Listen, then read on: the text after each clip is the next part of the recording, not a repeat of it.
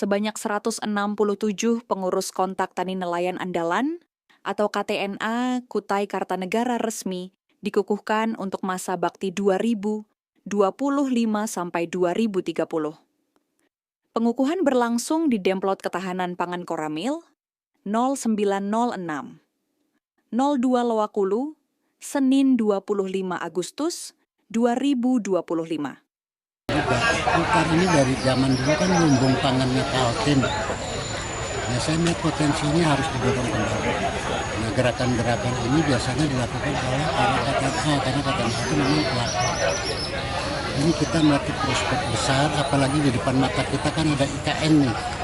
Jangan sampai kita disebut jadi penyangganya IKN. Kita malah harus jadi pendukungnya IKN, itu beda bahasanya kalau penyangga ya. Tapi nanti Kukar ini bisa jadi andalan untuk kebutuhan semua yang ada di IKN. Nah, potensi itu yang saya lihat. Kalau pangannya sudahlah, kayak Kukar ini sudah dari dulu jadinya padi di Kaltim. Tapi yang kita mau kembangkan itu saya sampaikan dengan teman-teman di Kukar itu hortik dan sayur-sayuran dan buah-buahannya.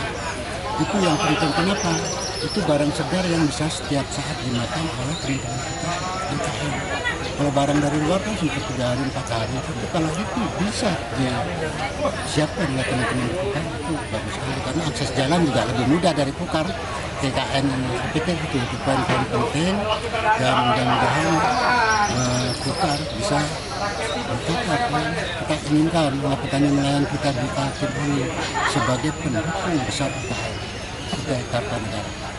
Acara ini dipimpin Ketua KTNA Kalimantan Timur Haji Anwar, serta dihadiri Bupati Kukar Aulia Rahman Basri, Ketua Umum KTNA Nasional Yadi Sofyan Nor, dan sejumlah pejabat daerah. Organisasi kita ini, KTNA ini, adalah wadah berhimpun para petani, nelayan, dan peternak.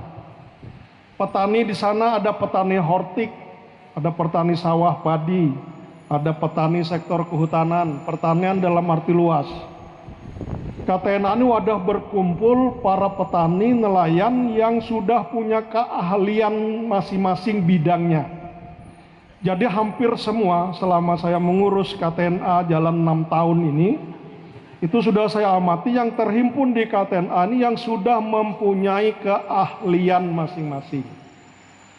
Dan yang sudah menekuni profesi ini, yang sudah melakoni dengan baik, sehingga keberadaan di KTNA ini bagaimana mendorong bersama agar keterampilan ilmu yang teman-teman miliki itu bisa ditransformasi kepada para petani lainnya. Karena tidak semua yang terhimpun di dalam KTNA ini. Itulah yang saya selalu sampaikan, bahwa KTNA ini salah satu dari mitra pemerintah. Dalam hal ini kalau KTNA Kutai Kartanegara adalah mitra pemerintah Kabupaten Kutai Kartanegara. Ketua KTNA Kukar, Edi Damansyah, menegaskan bahwa organisasi ini harus jadi motor penggerak ketahanan pangan, dengan target besar menjadikan Kukar sebagai lumbung pangan nasional. Positioning KTNA itu di pemerintah daerah Kabupaten Kutai Kartanegara adalah sebagai mitra strategis pemerintah, utamanya di bidang pertanian dalam arti luas.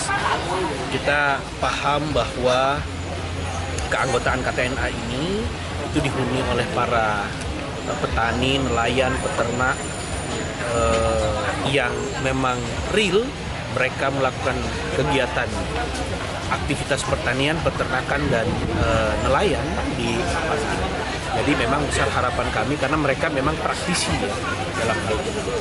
Terlebih daripada itu di KTNA juga ada beberapa dewan pakar yang paham betul terkait dengan proses pertanian yang ada di Kutai Kartanegara.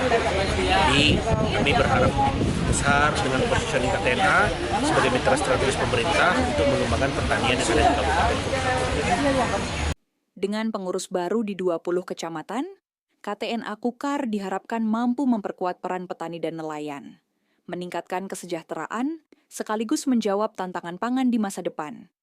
Kita harapkan dengan adanya pengukuhan ini KTNA semakin kuat, semakin solid seperti yang sudah dilakukan ya dalam rangka mendukung pengembangan pertanian di Kutai Kartanegara. Ya. Banyak aspek yang dilakukan oleh KTNA ini. Ya.